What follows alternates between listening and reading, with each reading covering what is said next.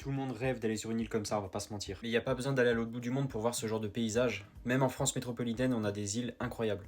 Je vous fais une petite liste non exhaustive, évidemment. Je commence par Bréa, une île bretonne dans la Manche, entièrement piétonne et ultra préservée. Il y a quelques petits commerces et tout, mais en vrai c'est très sauvage et c'est hyper mignon. On a Ouessant, qui est un peu plus à l'ouest. C'est une île qui est également très sauvage avec pas mal de falaises, de phares, de criques à visiter absolument. Là, on va dans la Méditerranée avec l'île de Porquerolles. Elle fait environ une trentaine de kilomètres et elle est ultra réputée, notamment par rapport aux randonnées qu'il y a à faire là-bas. Comme c'est la Méditerranée, évidemment, l'eau est très belle, très claire et les plages sont belles. Ça, c'est une île vendéenne, c'est l'île Dieu.